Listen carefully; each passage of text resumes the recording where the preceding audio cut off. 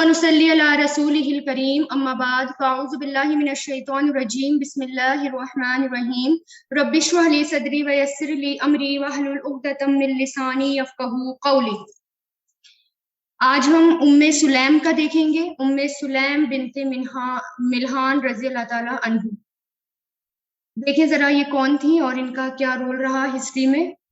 ये भी बहुत ज़्यादा इबादत गुजार और बहुत ज़्यादा तक़वे वाली औरत थी और आप सल्लल्लाहु अलैहि वसल्लम का एक अलग सा ताल्लुक था, एक अनोखा ताल्लुक था इनके साथ। तो देखते हैं वो क्या।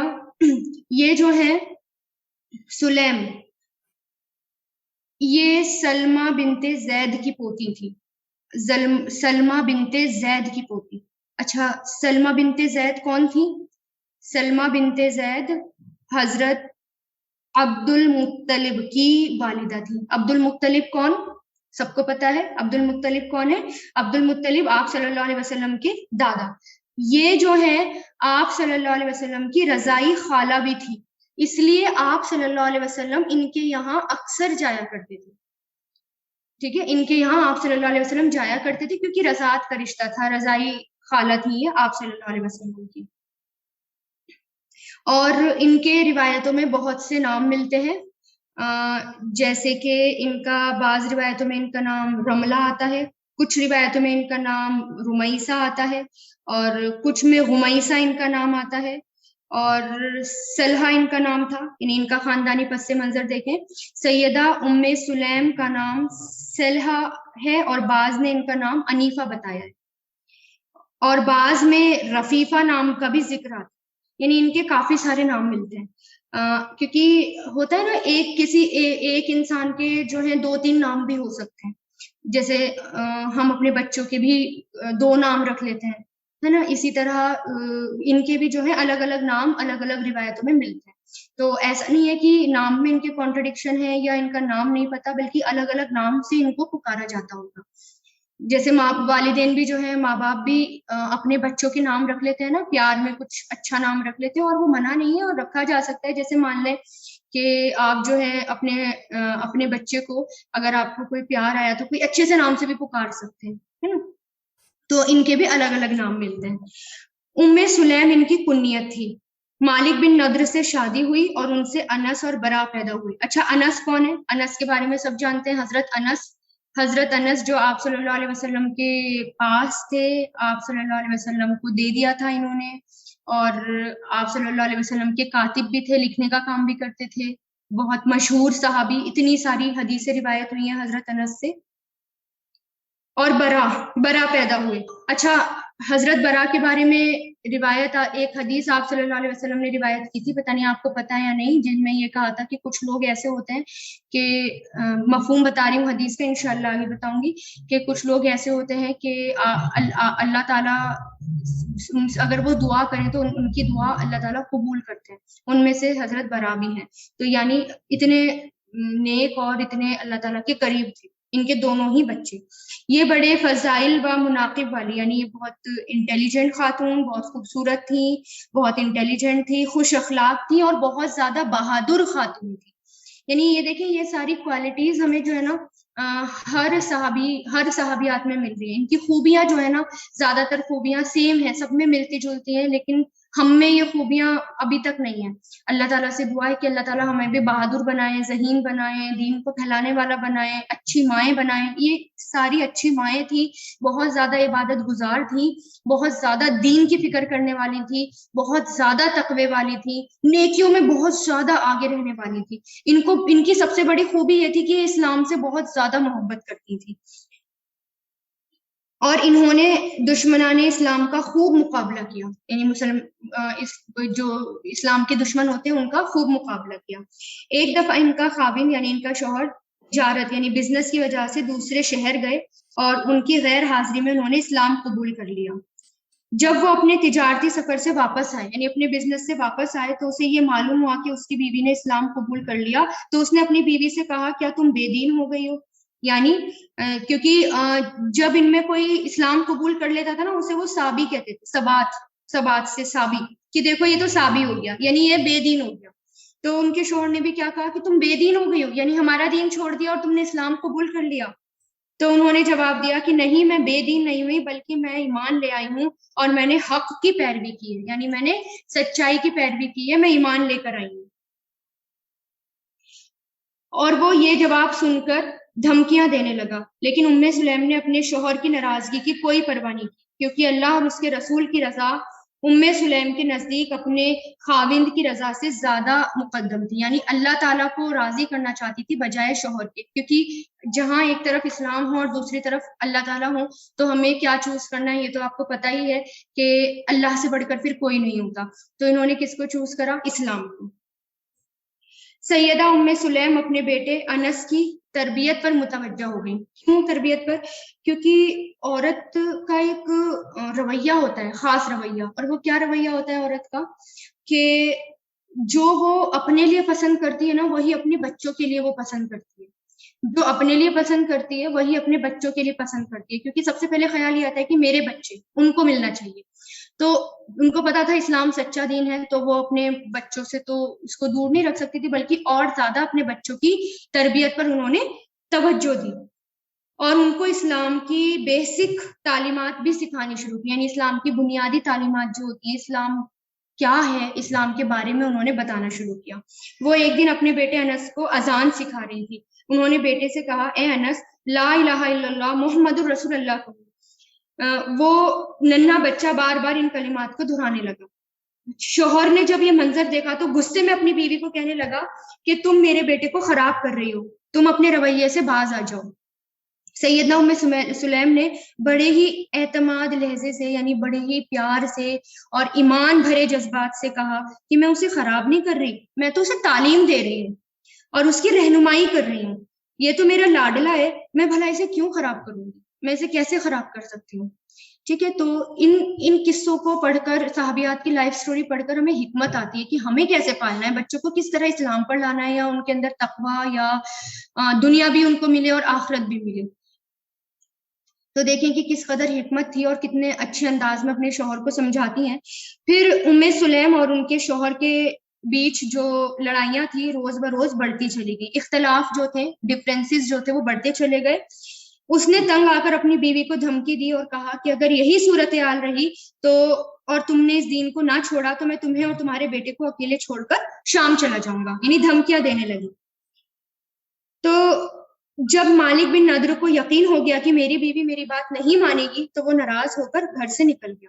وہ اپنی دھن میں جا رہا تھا کہ راستے میں اس کا دشمن اس کے سامنے آ گیا اور اس نے اس کو دیکھتے ہی قتل کر دیا، یعنی روایتوں میں آتا ہے کہ شام جا کر اس کا قتل، وہ اس کی موت ہوئی، اور کچھ کہتے ہیں کہ راستے میں ہی وہ مر گیا۔ بہرحال وہ شام بھی نہیں پہنچا تھا، وہ مر گیا۔ دیکھیں یتیم کی وفادار والدہ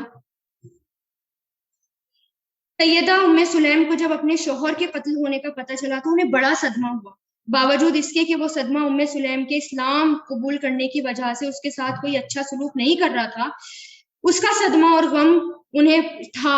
کیوں تھا؟ کیونکہ بہت سال اپنے شوہر کے ساتھ انہوں نے گزارے تھے، ایک اٹیچمنٹ ہوتا ہے نا شوہر سے، پہلے ان کا رویہ اچھا تھا لیکن اسلام لانے کی وجہ سے رویہ بدلا، پھر ان کا انتقال ہوا تو اس پر وہ بہت زیادہ غمگین بھی ہوئی اور بہت زیادہ پریشان بھی ہوئی۔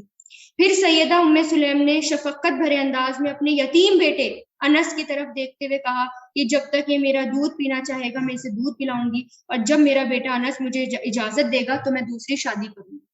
اچھا، اس وقت تک رضاعت کی کوئی عدت نہیں آئی تھی، یعنی دودھ پلانے کی، کیونکہ اب تو قرآن میں ہے کہ 2 سال تک ہی دودھ پلا سکتے ہیں، پہلے اس سے زیادہ پلا سکتے تھے، تب تک کوئی ٹائم لمٹ نہیں آیا تھا، اس کے بارے میں کوئی آیت نازل نہیں ہوئی تھی۔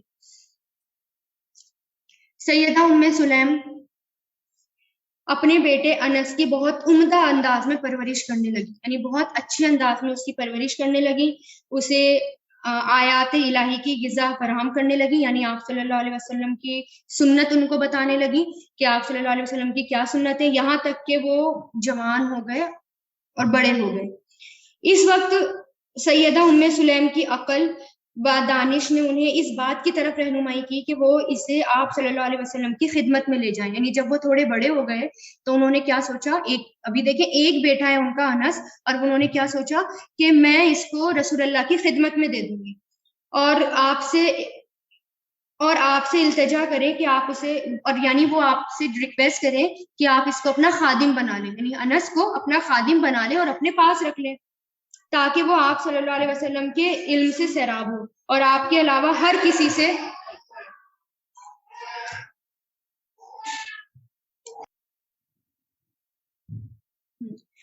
تو آپ صلی اللہ علیہ وسلم کی خدمت میں کیوں دینا چاہتی تھی؟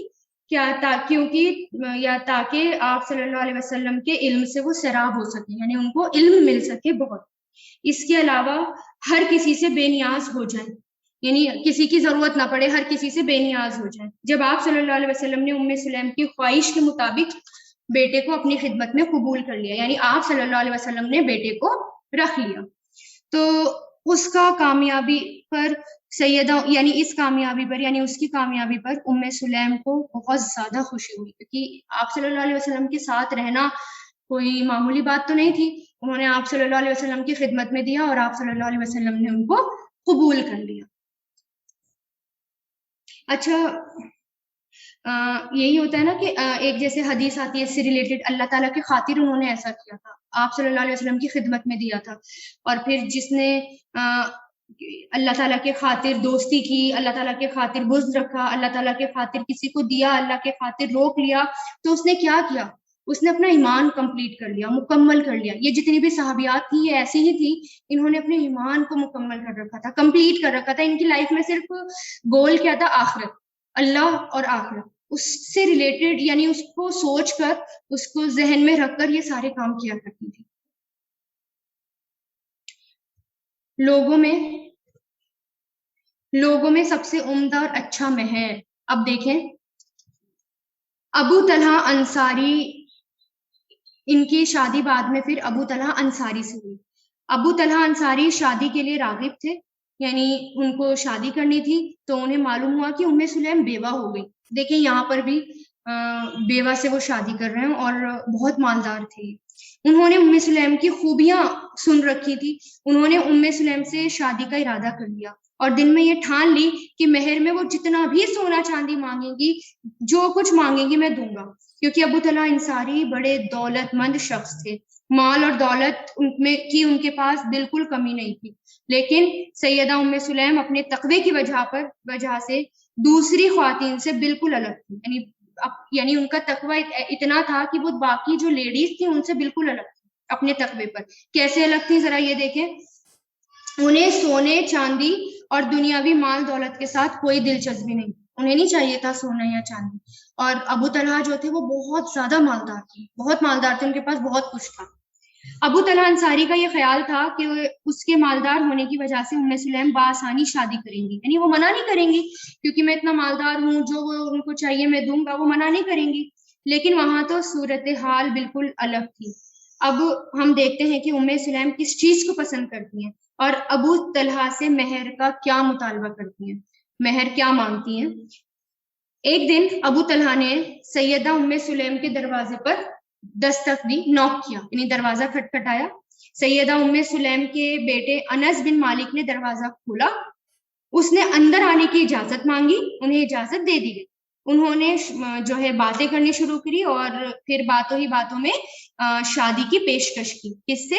یعنی آفر دیا شادی کا سیدہ ام سلیم سے۔ تو سیدہ ام سلیم کیا فرماتی ہیں کہ آپ جو ہے ایک مشرک شخص ہیں، یعنی آپ سے شادی کے لیے منع تو نہیں کیا جا سکتا، لیکن آپ ایک مشرک شخص ہیں اور میرے لیے مناسب نہیں کہ میں کسی مشرک کے ساتھ شادی کروں، یعنی کسی شرک کرنے والے کے ساتھ میں شادی نہیں کر سکتی۔ اب دیکھیں انس بھی ہیں اور بیوہ بھی ہو گئی ہیں اور اتنے مالدار صحابی ہیں اور خود آفر کر رہے ہیں، اور وہ کیا کہہ رہی ہیں کہ آپ تو مشرک ہیں، میں آپ سے کیسے شادی کر لوں۔ ابو طلحہ انصاری نے کہا اے ام سلیم، آپ جس قدر چاہیں گے میں آپ کو مہر اور سونا دینے کے لیے تیار ہوں۔ ام سلیم نے جواب میں کہا کہ میرا مہر اسلام ہے، اگر آپ اسلام قبول کر لیں تو میں آپ کے ساتھ شادی کروں گی اور آپ کے مسلمان ہونے کی صورت میں مہر کے لیے کسی اور چیز کا مطالبہ نہیں کروں۔ پھر سیدہ ام سلیم نے کہا اے ابو طلحہ، کیا تم جانتے ہو کہ تمہارے بتوں کو جن کی تم عبادت کرتے ہو فلاں خاندان کا غلام اپنے ہاتھ سے بناتا ہے، یعنی جس کی تم عبادت کرتے ہو وہ شخص ہے جو اپنے ہاتھ سے بناتا ہے، ایک غلام ہے، اور جب تمہیں ضرورت محسوس ہوتی ہے تو تم لکڑی کے بنائے ہوئے اس بتوں کو چولہے میں آگ کی نظر کر دیتے ہو، یعنی وہ کچھ نظر مانگتے ہوں گے اور پھر آگ میں ڈال دیتے ہوں گے بتوں کو، اور وہ آگ میں جل کر بھسم ہو جاتے ہیں۔ اے ابو طلحہ، کبھی تم نے سوچا کہ جس بت کی تم پوجا کرتے ہو، یا جو کہ اور وہ ایک درخت کی لکڑی سے بنایا ہوا ہے، ایک پیڑ کی لکڑی سے بنایا ہوا ہے جو زمین سے اگتی ہے، پھر اس لکڑی کو فلاں خاندان کے حبشی غلام نے چیر پھاڑ کر بت کی شکل دے دی۔ ابو طلحہ نے کہا بات تو تمہاری بالکل صحیح ہے، سچ کہہ رہی ہو، ہوتا تو ایسا ہی ہے۔ پھر سیدہ ام سلیم نے کہا اے ابو طلحہ، کیا تمہیں شرم نہیں آتی کہ تم ایک لکڑی کو سجدہ کرتے ہو جو زمین میں اگتی ہے، پھر اسے ایک حبشی غلام چیر پھاڑ کر بت کی شکل دیتا ہے؟ ابو طلحہ خاموش ہو گیا، کوئی جواب نہ دے سکا، اس نے گردن جھکا لی۔ ابو سلیم نے کہا اگر تم ام سلیم نے کہا اگر تم کلمہ شہادت پڑھتے ہوئے اسلام میں داخل ہو جاؤ تو میں تمہارے ساتھ شادی کے لیے بخوشی تیار ہو جاؤں گی۔ ابو طلحہ نے کہا مجھے ذرا سوچنے کا وقت دو۔ ابو طلحہ انصاری اٹھ کر اپنے گھر گئے، اس نے غور و فکر کیا، پھر ام سلیم کے پاس آئے اور بآواز بلند پکارا اشہد ان لا الہ الا اللہ واشہد ان محمدا عبدہ ورسولہ۔ دیکھیں سبحان اللہ، ایک عورت کی بات پر کتنا اثر ہوا، اور ابو طلحہ انصاری کتنے بڑے انصاری تھے کہ وہ آئے اور انہوں نے اسلام قبول کیا۔ پھر وہ کہتے ہیں میں نے اسلام قبول کر لیا، اے ام سلیم میں نے تیرا مطالبہ مان لیا، اب تم خوش ہو؟ وہ کہنے لگی کہ ہاں۔ پھر انہوں نے اپنے بیٹے انس بن مالک سے کہا کہ تم ابو طلحہ انصاری کے ساتھ میری شادی کا اہتمام کرو، کیونکہ وہ کہتی ہے نا کہ بیٹا شادی کرائے گا۔ تو اب یہاں پر دیکھیں کہ ایک نعمت یعنی ان کا شوہر چلا گیا، اس پر ان کو بڑا غم تھا، دکھ تھا کہ وہ قتل ہو گیا، لیکن ایک نعمت کے بدلے دوسری نعمت ملی، کیونکہ زندگی ہمارے ہاتھ سے وہ چیز چھوٹ جاتی ہے یا وہ چیز چلی جاتی ہے جس میں ہمارے لیے خیر نہیں ہوتی، تو اللہ تعالیٰ کی رحمت سے کبھی بھی مایوس نہیں ہونا چاہیے، امید نہیں چھوڑنی چاہیے۔ اگر ہمارے سے کوئی چیز چلی گئی، اس وقت ہمیں وہ اچھی لگ رہی ہے، ہو سکتا ہے اللہ تعالیٰ اس کے بدلے ہمیں کوئی بہت بڑی نعمت دے دے، اور اس کے بدلے اللہ تعالیٰ ہمیں بہت کچھ دے دیں اور نواز دیں۔ اب دیکھیں ان کا شوہر مشرک شوہر تھا، لیکن نعمت میں کیا ملا؟ ایک ایمان والا شوہر ملا، ابو طلحہ جیسے انصاری اللہ تعالیٰ نے ان کو دیے۔ کیونکہ اللہ تعالیٰ کی خاطر اگر کوئی کسی کو چھوڑتا ہے، کوئی کسی کو دیتا ہے، کوئی کسی سے لیتا ہے، تو اللہ تعالیٰ کی خاطر اگر کوئی یہ کام کرتا ہے تو کیا ہوتا ہے؟ اس نے اپنا ایمان کمپلیٹ کر لیا، انہوں نے بھی اپنا ایمان کمپلیٹ کر لیا تھا۔ اس کے بعد ابو طلحہ انصاری آپ صلی اللہ علیہ وسلم کی خدمت میں حاضر ہوئے۔ آپ صلی اللہ علیہ وسلم اپنے صحابہ کرام کو تعلیم دے رہے تھے، ان کے سیدھے راستے کی طرف ان کو رہنمائی کر رہے تھے۔ جب آپ صلی اللہ علیہ وسلم نے ابو طلحہ انصاری کو اپنی طرف آتے دیکھا تو آپ نے صحابہ کرام سے فرمایا وہ دیکھو ابو طلحہ آ رہے ہیں، اس کی دونوں آنکھوں کے درمیان مجھے اسلام کی چمک اور روشنی محسوس ہو رہی۔ سبحان اللہ۔ ابو انصاری نے آپ صلی اللہ علیہ وسلم کے پاس پہنچ کر آپ کو اس مہر کے بارے میں بتایا جو ام سلیم نے ان سے مانگا، پھر اس نے ساری محفل کے سامنے اپنے اسلام قبول کرنے کا اعلان کر دیا۔ آپ صلی اللہ علیہ وسلم نے فرمایا اس کی شادی سیدہ ام سلیم کے ساتھ اسلام کو مہر کے قائم مقام ٹھہراتے ہوئے کر دو، یعنی ان کی شادی کر دی، اور مہر کیا تھا؟ اسلام۔ دیکھیں سب سے اچھا مہر تھا یہ ان کا جو اسلام تھا۔ انصاری کہنے لگے ام سلیم کا مہر تو سب سے انوکھا اور نرالا ہے، اور وہ ہے اسلام۔ پھر نسائی نے عبداللہ بن ابی طالب سے بیان کیا ہے، انہوں نے سیدنا انس بن مالک سے روایت کیا ہے، وہ فرماتے ہیں ابو طلحہ نے ام سلیم کے ساتھ شادی کی اور ان دونوں کے درمیان اسلام بطور مہر قرار پایا۔ ام سلیم ابو طلحہ سے پہلے مسلمان ہو گئی۔ ابو طلحہ نے ان کو نکاح کا پیغام دیا تو اس نے کہا میں اسلام قبول کر چکی ہوں، تم بھی اگر اسلام قبول کر لو تو میں تم سے شادی کروں گی، تو اسلام دونوں کے درمیان مہر قرار پایا۔ ایک اور جگہ آتا ہے سیدنا انس بن مالک کہتے ہیں، یہ کون ہے سیدنا انس بن مالک؟ یہ ان کے بیٹے ہیں ام سلیم کے، اور یہی حدیث روایت کر رہے ہیں۔ یہ دیکھیں تو حضرت انس بن مالک کیا کہتے ہیں، یعنی اپنی والدہ کے بارے میں، ابو طلحہ یعنی جو ان کا دوسرا باپ تھا، کہتے ہیں کہ ابو طلحہ نے ام سلیم کو نکاح کی پیشکش کی تو اس نے کہا اے ابو طلحہ تیرے جیسے شخص کو مسترد تو نہیں کیا جا سکتا، یعنی منع تو نہیں کیا جا سکتا، لیکن تو کافر آدمی ہے اور میں ایک مسلمان عورت ہوں، میرے لیے یہ جائز نہیں کہ تیرے ساتھ شادی کروں، ہاں اگر تم اسلام قبول کر لو تو یہ میرا مہر ہوگا، اور میں اس کے سوا تم سے کسی اور چیز کا مطالبہ نہیں کروں گی۔ اس نے اسلام قبول کر لیا اور یہ ام سلیم کا مہر قرار پایا۔ ثابت کہتے ہیں کہ ہم نے ام سلیم کے مہر سے بڑھ کر انوکھا مہر کسی کا نہیں دیکھا، اور وہ مہر اسلام تھا۔ ابو طلحہ کے ساتھ شادی کے بعد انہوں نے کئی بیٹوں کو جنم دیا۔ سبحان اللہ۔ پھر دیکھیں سخی کی بیوی،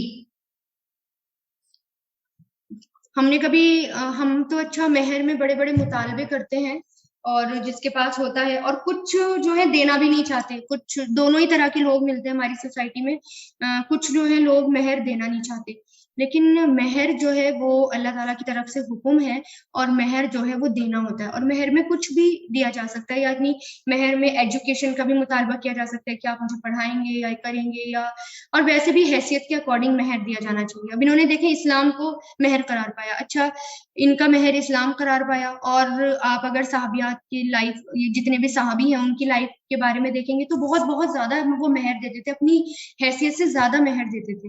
مہر دینے سے اللہ تعالیٰ خوش ہوتے ہیں اور اس میں برکت بھی ہوتی ہے۔ ہمیں بظاہر پیسہ جاتا ہوا نظر آتا ہے لیکن مہر میں برکت ہوتی ہے۔ پھر دیکھیں سخی کی بیوی، سخی کون ہوتے ہیں؟ جو اللہ کے راستے میں خوب خرچ کرتے ہیں۔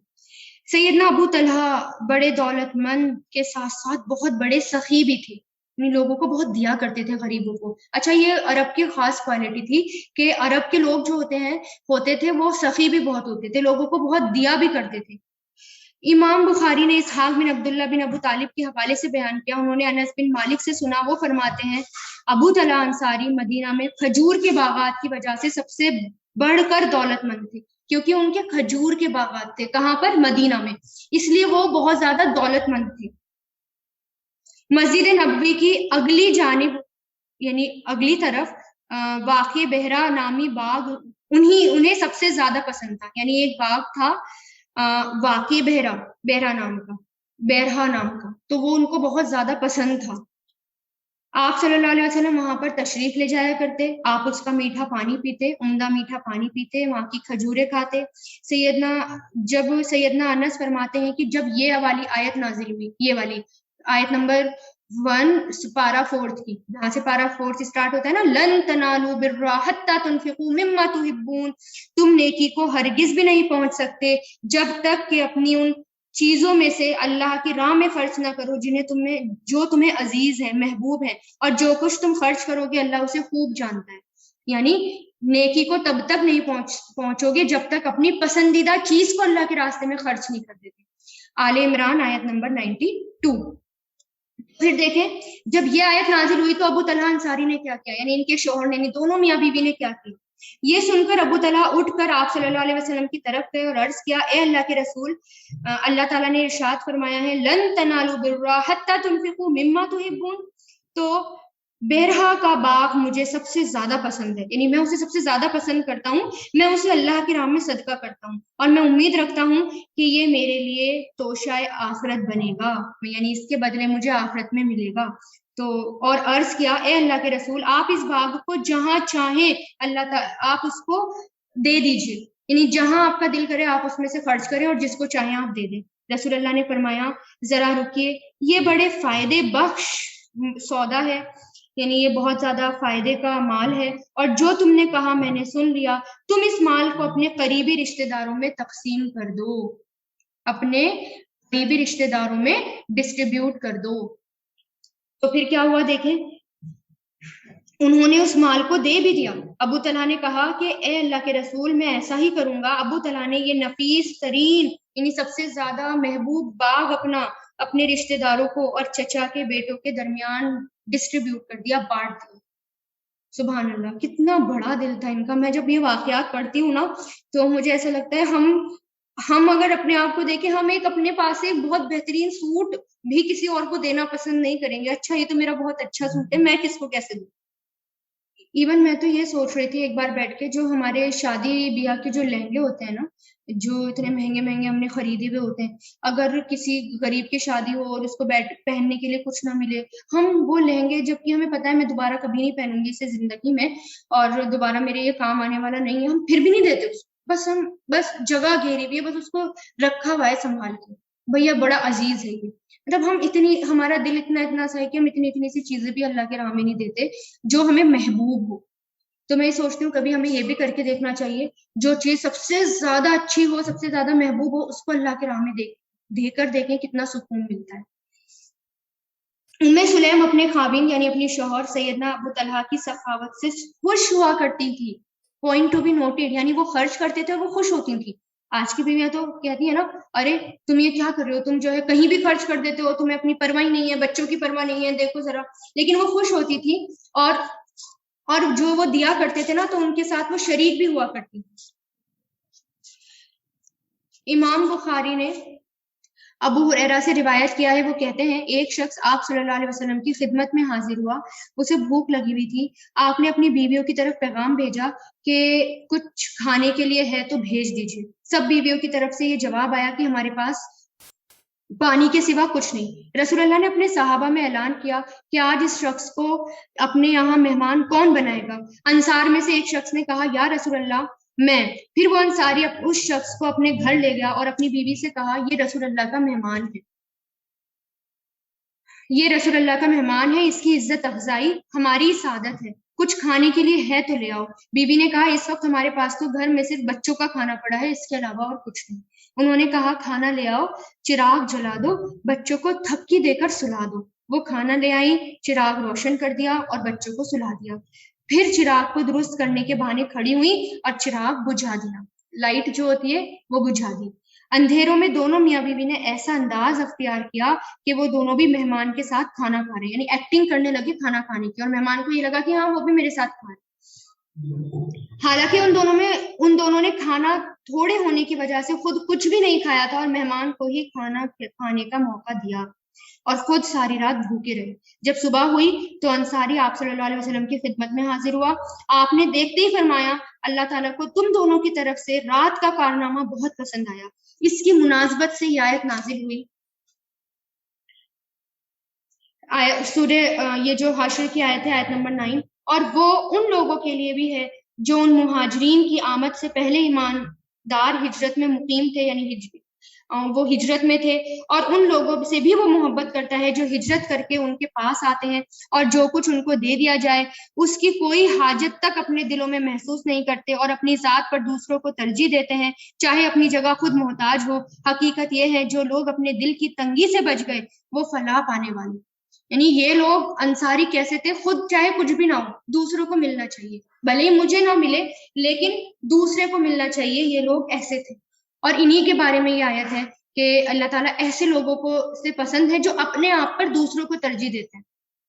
کبھی کبھار ہمیں کیا کرنا چاہیے کہ ہم ایک دسترخوان پہ بیٹھے، ہم نے اپنے لیے کھانا اتارا، سرو کیا، تو ہم دیکھ رہے ہیں کہ دوسرا دور ہے تو اپنی پلیٹ کا اترا ہوا کھانا اس کو آگے سرو کر دو، تو وہ صدقہ ہو جاتا ہے، اور اسی سے اللہ تعالیٰ خوش ہو جاتا ہے کہ اپنی ذات پر اس کو ترجیح دی۔ صرف تھوڑا سا ٹائم ہی لگے گا نا، 2 منٹ کا، کہ اپنے لیے ہم دوبارہ اتاریں گے، ہے نا۔ یا شادی بھی ہم جاتے ہیں، ہم دیکھتے ہیں کہ جو ہے لائن لگی ہوئی ہے، یا کچھ لوگ ہیں یا بچے والی ہیں یا بڑھیاں ہیں یا بچے والی ہیں، ہم جو ہے خود گھس گھس کے لے لیتے ہیں، یا جو ہے دوسری وہ بیٹھے ہوئے انتظار کر رہے ہیں، تو کبھی جو ہے یہ بھی کر کے دیکھنا چاہیے کہ اپنا کھانا جو ہے اترا ہوا ان کو دے کہ لیجیے، آپ لے لیجیے اس میں سے۔ تو دیکھیں کہ جو لوگ اپنی ذات پر دوسروں کو ترجیح دیتے ہیں تو پھر اللہ تعالیٰ ایسے لوگوں سے بہت خوش ہوتا ہے، ایسے ایماندار لوگوں سے اللہ تعالیٰ خوش ہوتا ہے، کیونکہ یہ باتیں صرف انہی کے اندر ہوتی ہے جن کے اندر ایمان ہوتا ہے۔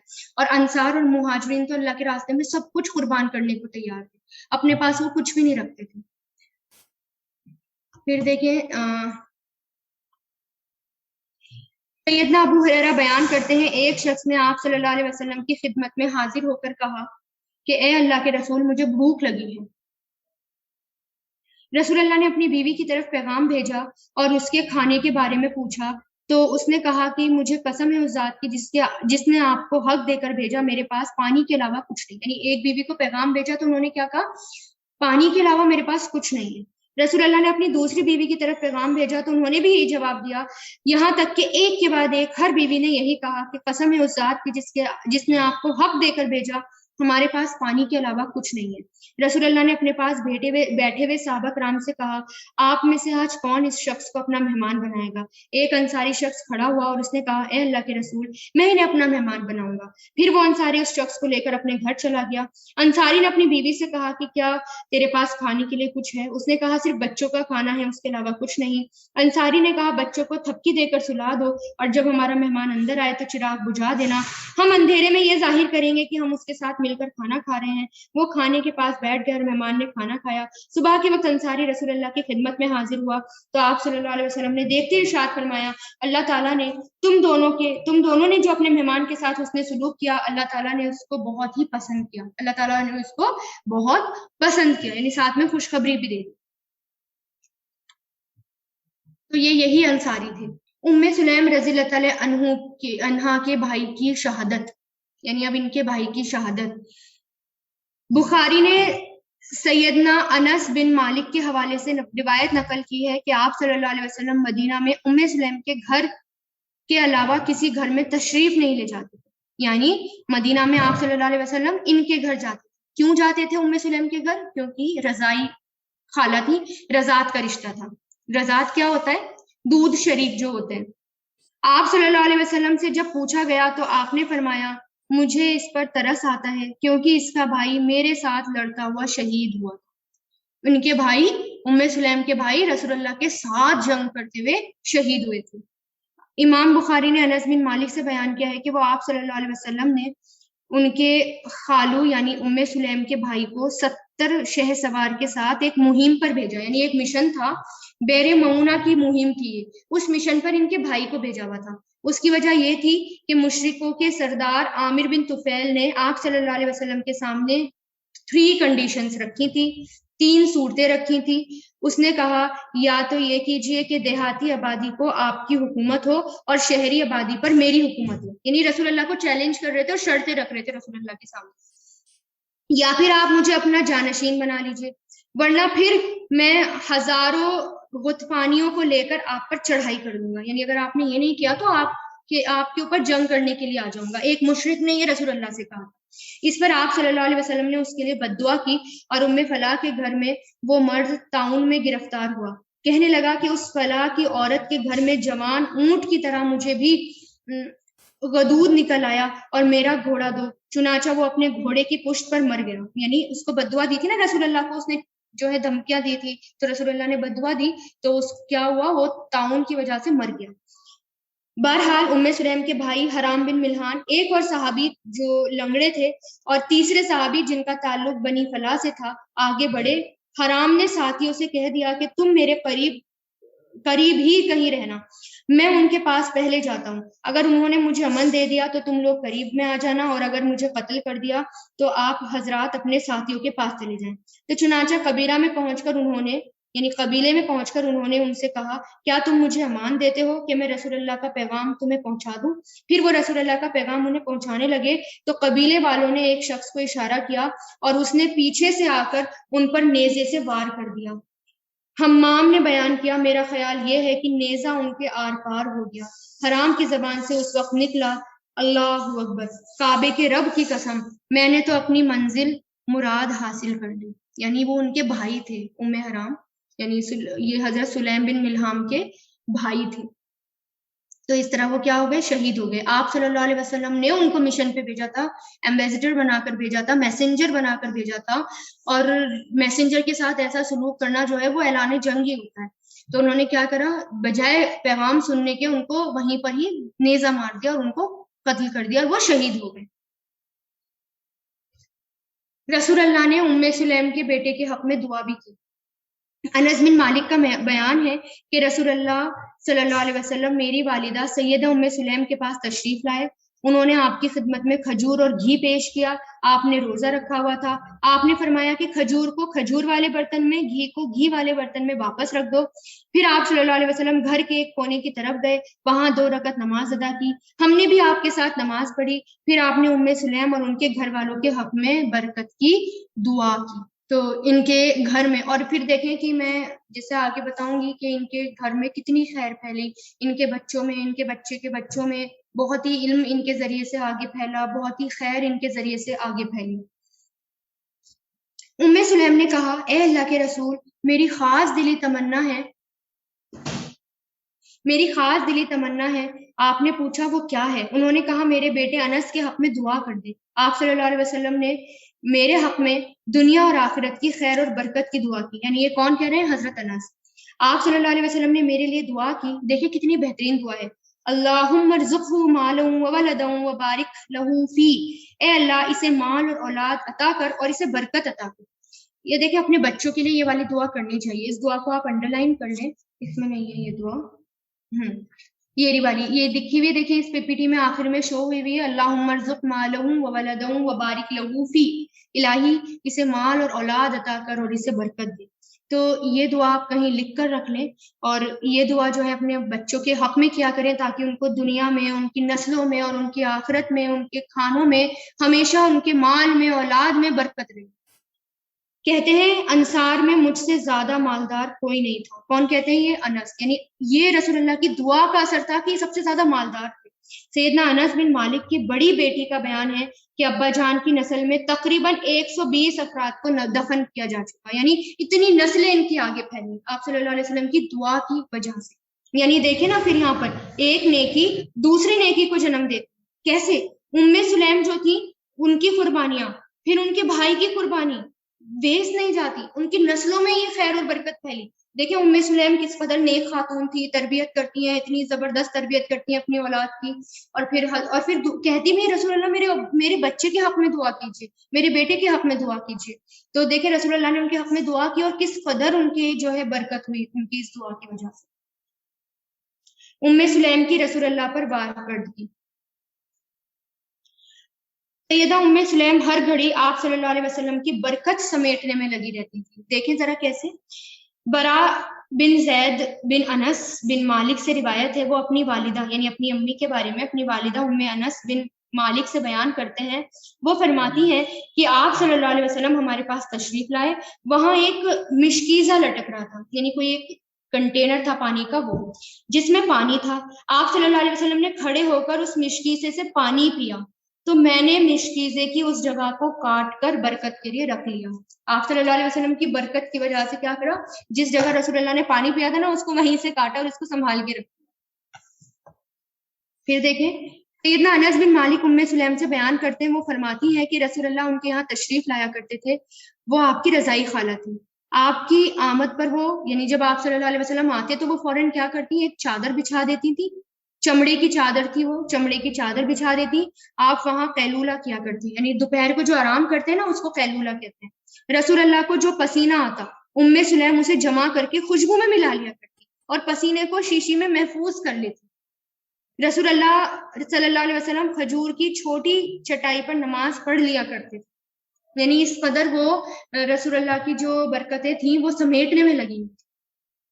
محمد بن موسیٰ نے عبداللہ بن ابو طالب طلحہ سے اور انہوں نے انس بن مالک سے بیان کیا کہ آپ صلی اللہ علیہ وسلم چمڑے کی چادر پر لیٹتے تو آپ کا پسینہ بہنے لگتا۔ سلیم تولیے کے ذریعے اس پسینے کو چادر میں لے کر شیشی میں ڈال لیتی۔ آپ صلی اللہ علیہ وسلم نے انہیں دیکھا تو پوچھا اے سلیم تم کیا کر رہی ہو؟ انہوں نے کہا میں آپ کے پسینے کو خوشبو میں ملاؤں گی۔ یہ سن کر آپ صلی اللہ علیہ وسلم ہنس پڑے اور انہیں ایسا کرنے سے منع نہیں کیا۔ یعنی ایسا ہے آپ صلی اللہ علیہ وسلم کی تو ہر چیز میں برکت تھی، پسینے میں برکت، آپ صلی اللہ علیہ وسلم کے ساتھ رہنے میں برکت، جہاں آپ صلی اللہ علیہ وسلم جائیں وہاں برکت، ظاہر اللہ کے نبی ہے، ہر چیز میں برکت تھی، تو لوگ اس برکت کو لینا چاہتے تھے لوگ۔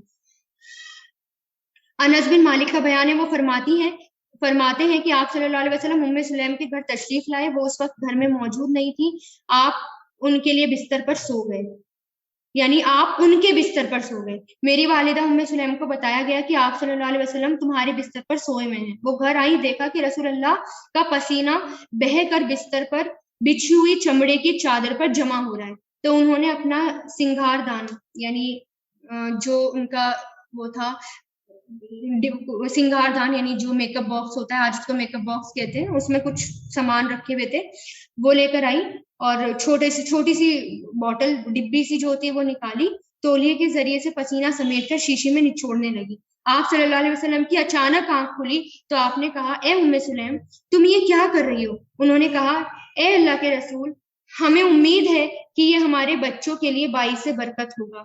آپ نے فرمایا ٹھیک ہے، یعنی رسول اللہ نے منع نہیں کیا اور کیا کہا ٹھیک ہے۔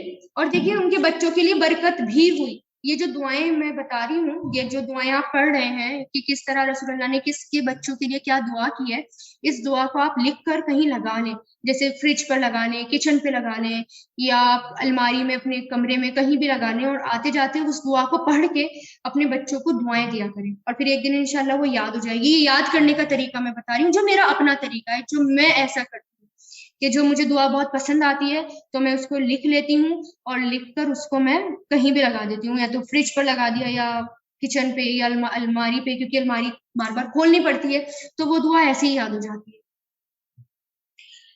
سیدہ ام سلیم کو آپ صلی اللہ علیہ وسلم کی برکات میسر بھی ہوئی، یعنی ان کو آپ صلی اللہ علیہ وسلم کی برکتیں ملی۔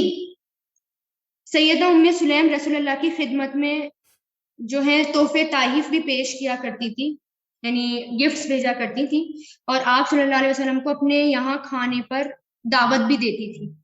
زیارت کے ان اوقات میں وہ رسول اللہ کی برکت سمیٹنا چاہتی تھی۔ ندر بن انس سیدنا انس بن مالک سے بیان کرتے ہیں، وہ کہتے ہیں کہ میری والدہ ام سلیم نے مجھے کہا کہ تم آپ صلی اللہ علیہ وسلم کے پاس جاؤ اور آپ صلی اللہ علیہ وسلم کی خدمت میں عرض کرنا کہ اگر ہو سکے تو ہمارے پاس دوپہر کا کھانا کھانا۔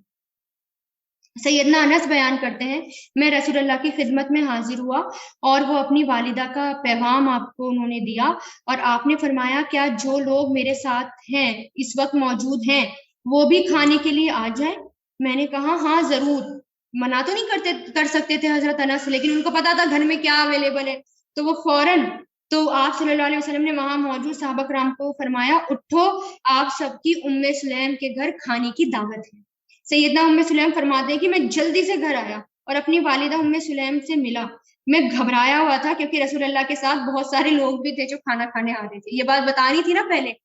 والدہ نے مجھ سے پوچھا انس کیا کر کے آئے ہو؟ اتنی ہی بات تھی، یعنی ابھی بات نہیں بتائی، اتنی ہی بات تھی کہ رسول اللہ گھر میں آ گئے۔ آپ نے آتے ہی میری والدہ سے پوچھا کیا تیرے پاس گھی ہے؟ انہوں نے کہا ہاں ہے میرے پاس، ایک ڈبہ ہے، مطلب گھی کا ایک ڈبہ ہے اور اس کے ساتھ تھوڑا سا گھی لگا ہوا ہے، یعنی ڈبے میں جو سائیڈ میں گھی چپکا ہوا ہوتا ہے نا سائیڈ میں، وہ ہے میرے پاس۔ آپ نے فرمایا وہ ڈبہ میرے پاس لے آؤ۔ وہ فرماتی ہے کہ میں وہ ڈبہ آپ کی خدمت میں نے پیش کیا۔ اس ڈبے کا آپ صلی اللہ علیہ وسلم نے اس کا ڈھکن کھولا، پھر آپ نے فرمایا اللہم اعظم فیہ البرکہ، یہ دعا یہاں پر مینشن ہے، اللہم اعظم فیہ البرکہ، الہی اس میں بہت زیادہ برکت دینا۔ پھر آپ صلی اللہ علیہ وسلم نے فرمایا اس ڈبے کو الٹا کر دو، تو میں نے اس کو الٹا کر دیا۔ آپ صلی اللہ علیہ وسلم نے بسم اللہ پڑھتے ہوئے اس ڈبے سے گھی نہیں چھوڑا۔ میں نے اس سے ایک ہنڈیا بھر لی، اتنا گھی نکلا، ایک ہنڈیا بھر لی، اور اس گھر میں جو کھانا، یعنی اس گھی میں جو کھانا تیار کیا گیا اس سے تقریباً 80 لوگوں نے کھانا کھایا۔ وہ کھانا پھر بھی بچ گیا۔ پھر رسول اللہ نے بچا ہوا کھانا ام سلیم کے سپرد کرتے ہوئے فرمایا یہ تم بھی کھاؤ اور اپنے پڑوسیوں کو بھی کھلاؤ، یعنی اس کھانے میں اتنی برکت تھی۔ الحمدللہ رسول اللہ کی یہ برکت تو آپ کے فیض و یاب کا ایک قطرہ ہے جس سے آپ کی حیات مبارکہ میں صحابہ کرام، یعنی یہ جو برکتیں تھیں رسول اللہ کی یہ ہوتی رہتی، یہ جو ہے معجزے یہ صحابہ کرام بہت دیکھتے تھے رسول اللہ کے ساتھ۔ جیسے رسول اللہ نے پانی کے ایک دفعہ ایسا ہوا تھا، رسول اللہ نے پانی کے ایک برتن میں یعنی ایک پیالے میں ہاتھ دیا اور اپنی انگلی دی، تو اور پھر سارے صحابہ کرام نے اتنی برکت ہوئی اس پانی میں کہ سب نے وضو بھی کیا اور پانی پیا بھی دل کھول کے۔ تو اس طرح کی برکتیں بہت زیادہ ہوا کرتی تھی اور صحابہ کرام اس کو دیکھتے بھی تھے۔ آپ صلی اللہ علیہ وسلم کی طرف سے سیدہ ام سلیم کا اکرام، ان کے فضل و شرف کا اندازہ امام بخاری کی اس روایت سے ہوتا ہے۔ وہ فرماتے ہیں کہ میں نے عبداللہ بن عباس سے یہ خبر سنی، وہ کہتے ہیں کہ رسول اللہ نے ایک انصاری خاتون سے فرمایا، عبداللہ بن عباس نے اس خاتون کا نام لیا لیکن میں ان کا نام بھول گیا۔ رسول اللہ نے ان سے فرمایا ما منعکی ان تحجی معنا، ہمارے ساتھ حج کرنے سے آپ کو کس چیز نے روکا ہے؟ اس نے کہا ایک اونٹ پر میرا خاوند اور اس کا بیٹا سوار ہو کر گئے اور ایک اونٹ ہمارے لیے چھوڑ گئے جس پر ہم پانی وغیرہ ساتھ میں لایا کرتے تھے، یعنی گھر کے کام کے لیے۔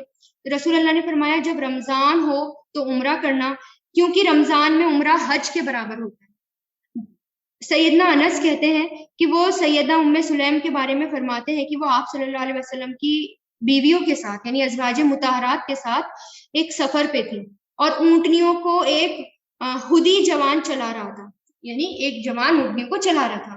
رسول اللہ نے فرمایا اے انجیشا، اونٹنیوں کو آہستہ چلانا، ان پر لیڈیز سوار ہیں، یعنی وہ بتاتی ہے اپنے ساتھ کہ رسول اللہ لیڈیز کا بھی کتنا خیال رکھتے تھے کہ اگر وہ سفر کر رہی ہوتی تھی تو راستے میں رسول اللہ کس قدر ان کا خیال رکھا کرتے تھے۔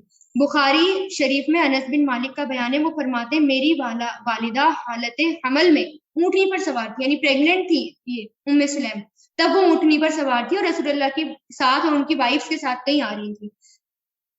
جیسے ہی آپ صلی اللہ علیہ وسلم کا غلام انجیشا ہانپ رہا تھا، آپ صلی اللہ علیہ وسلم نے اس سے فرمایا اے انجیشا، اپنی سواری کو ذرا آہستہ چلاؤ، اس پر خاتون سواری، یعنی ان کا خاص طور سے رسول اللہ نے دھیان رکھا کیونکہ وہ جو تھی پریگننٹ تھی، تو بتاتی ہیں کہ کس قدر پریگننسی میں رسول اللہ جو ہے وہ دھیان رکھا کرتے تھے، اور رسول اللہ کس قدر جو ہے وہ اوروں کا بھی، جیسے کہ قافلہ جا رہا ہوتا تھا، پریگننٹ لیڈی ہیں تو کس قدر ان کا دھیان رکھتے۔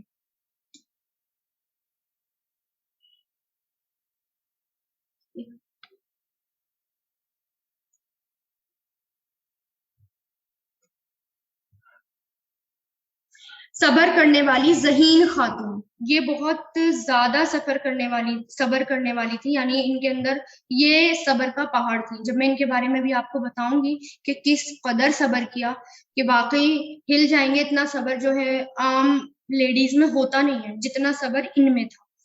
ابو طلحہ کے یہاں ام سلیم کے بطن سے یعنی ان کے پیٹ سے ایک خوبصورت بچہ پیدا ہوا، دونوں میاں بیوی نے اس کا نام ابو عمیر رکھا۔ دونوں اپنے اس بیٹے سے انتہائی مانوس تھے، یعنی بہت محبت کرتے تھے۔ یہ بیٹا دونوں کی آنکھوں کا تارا، دل کا سہارا تھا، یعنی دونوں ہی اس کی بہت زیادہ کیئر کرتے تھے اور دونوں ہی اس کا بہت زیادہ خیال رکھتے تھے اس بیٹے کا۔ وہ اس کے لیے ایک چھوٹا سا پرندہ لے کر آئے، یعنی اس بیٹے کے لیے چھوٹا سا پرندہ لائے جس کے ساتھ وہ کھیلا کرتا تھا۔ وہ پرندہ اچانک مر گیا۔ ابو میر کو اس پرندے کے مرنے کا بڑا صدمہ ہوا، یعنی ان کے بیٹے کو، کیونکہ چھوٹے بچے ہوتے ہیں نا، ان کو وہ اٹیچ ہو جاتے ہیں کسی چیز سے۔ آپ دیکھتے ہیں کہ بقرہ عید پر اگر بکرے بھی لاتے ہیں نا تو چھوٹے بچے کچھ دن پہلے تو چھوٹے بچے بہت مانوس ہو جاتے ہیں، بہت اٹیچ ہو جاتے ہیں اس سے، تو جب ان کو ذبح کیا جاتا ہے تو ان کو بڑی تکلیف ہوتی ہے، وہ روتے بھی ہیں۔ تو ایسا ہی ان کے ساتھ ہوا کہ جب وہ پرندہ مر گیا تو وہ بہت زیادہ رویا، اس کو صدمہ پہنچا۔ تو ثابت رضی اللہ تعالیٰ عنہ سیدنا انس بن مالک کے حوالے سے کہتے ہیں کہ وہ فرماتے ہیں کہ رسول اللہ ہمارے پاس آئے، میرا ایک چھوٹا بھائی تھا جس کا نام ابو عمیر تھا، اور اس کے پاس ایک چھوٹا سا پرندہ تھا جس کے ساتھ وہ کھیلا کرتا تھا۔ وہ پرندہ مر گیا۔ ایک دن رسول اللہ تشریف لائے تو آپ نے میرے بھائی ابو عمیر کو غمگین دیکھا۔ آپ نے پوچھا یہ غمگین کیوں ہے؟ گھر والوں نے بتایا کہ اس کا پرندہ مر گیا۔ تو آپ سے نے فرمایا کہ اے ابو عمیر ماں فعل نغیر، یعنی اے عمیر تیرے نغیر کا کیا ہوا، یعنی تیرے چھوٹے پرندے کا کیا ہوا؟ چلتے پھرتے رسول اللہ اس طرح اس سے باتیں کیا کرتے تھے۔ تو اچھا، یہاں سے ایک اور بات پتہ چلتی ہے کہ جیسے رسول اللہ ان کو دیکھتے تھے، ان کے بھائی کو، چھوٹے سے تھے تو کیا پوچھتے تھے کہ اے ابو عمیر تمہاری نغیر کا کیا ہوا، تو تمہارے چھوٹے پرندے کا کیا ہوا؟ نغیر نام رکھا ہوا تھا۔ تو جیسے کسی کے پیٹس ہیں، کسی کے پرندہ وغیرہ ہے یا کوئی بھی پیٹس ہیں، بلی وغیرہ پالتے ہیں اکثر لوگ، تو جب ہم کبھی فون پہ بات کر رہے ہیں یا ان کے گھر ہمارا آنا جانا ہے تو کبھی کبھار ان کا حال بھی پوچھ لیا کریں۔ یہ بھی رسول اللہ کی سنت ہے، جیسے کہ رسول اللہ نے ان سے پوچھا، کیونکہ اس سے کیا ہوتا ہے، ایک کمیونیکیشن گیپ جو ہوتا ہے وہ بھی دور ہوتا ہے، اور ادھر ادھر کی باتیں کرنے کی بجائے ایک اچھی بات ہے، اور پرندے کا کوئی بھی جانور ہے اس کا حال پوچھنا بھی اچھی بات ہے، تو کبھی کبھار پوچھ لیا کریں، تو جیسے کہ رسول اللہ کیا کرتے تھے۔ ام سلیم جو ہے، اب دیکھیں اسی بیٹے کے بارے میں کیا تھا۔ ام سلیم جو ہے انٹیلیجنٹ تھی، اور امام مسلم نے اپنی کتاب میں سامت اور انہوں نے انس بن مالک سے روایت نقل کی ہے، وہ کہتے ہیں ابو طلحہ کا بیٹا جو سلیم سے تھا وہ فوت ہو گیا، یعنی اس کا انتقال ہو گیا۔ سلیم نے اپنے گھر والوں سے کہا تم ابو طلحہ کو اس کے بیٹے کے وفات کے بارے میں مت بتانا، میں خود اسے بتاؤں گی۔ ابو طلحہ گھر آئے، سلیم نے اس کی خدمت میں شام کا کھانا پیش کیا، اس نے کھانا کھایا اور پانی پیا۔ بعض روایتوں میں آتا ہے کہ اپنی بیوی کے ساتھ ہم بستر بھی ہوا، اور جب سلیم نے دیکھا کہ ابو طلحہ کھانے پینے اور ہر حاجت سے یعنی سب طریقے سے فارغ ہو گئے اور ان کا دل خوش ہو چکا، تو انہوں نے فرمایا اے ابو طلحہ، آپ کا کیا خیال ہے؟ اگر کچھ لوگوں نے کوئی چیز امانت کے طور پر رکھی ہو، پھر وہ اپنی چیز کو واپس لے لے، تو کیا وہ چیز ان کو واپس نہیں کرنی چاہیے؟ ابو طلحہ نے کہا کیوں نہیں، ان کا حق ہے، وہ چیز تو ان کو واپس کر دینی چاہیے۔ تو سلیم نے فرمایا دیکھیے ہمارا بیٹا ہمارے پاس اللہ کی امانت تھا، آج اس نے اپنی امانت ہم سے واپس لے لی اور وہ اللہ کو پیارا ہو گیا۔ آپ صبر کا دامن تھامتے ہوئے اللہ کے یہاں اجر و ثواب کی نیت کیجیے۔ یعنی دیکھیں ان کا بیٹا فوت ہو گیا صبح کے وقت، اور وہ جو ہے اپنے شوہر کو، ان کے شوہر گھر بھی آتے ہیں، کھانا بھی دیتی ہیں اور ان کے لیے سجتی سورتی بھی ہے، جیسا کہ میں آگے آپ کو حدیث بتاؤں گی انشاءاللہ نیکسٹ کلاس میں، کیونکہ یہ ٹاپک ابھی ہمارا تھوڑا بڑا ہے اور یہ ٹاپک نیکسٹ کلاس میں ہی ہمارا پورا ہوگا، تو آپ حیران رہ جائیں گے ان کے بارے میں پڑھ کر، اور لوگوں سے تھوڑا الگ ہے ان کا واقعہ۔ اور دیکھیں کہ یہ سب کچھ کرتی ہیں اور پھر اس کے بعد یہ اپنے شوہر کو بتاتی ہیں کہ اللہ تعالیٰ نے اپنی امانت واپس لے لی۔ تو سوچے اب آپ ان کو دفن کر دیجیے، اب آپ انتظام کر دیجیے ان کے دفن کا۔ تو اس قدر انہوں نے صبر کیا، اور اللہ تعالیٰ اور آپ رسول اللہ کو جب پتا چلا تو رسول اللہ نے ان کے حق میں دعا بھی کی تھی، اور رسول اللہ نے ان کے لیے جنت کی بشارت بھی دی تھی۔ تو اتنی صبر کا پہاڑ تھی۔ تو انشاءاللہ نیکسٹ کلاس میں ہم ان کی آگے کا دیکھیں گے انشاءاللہ۔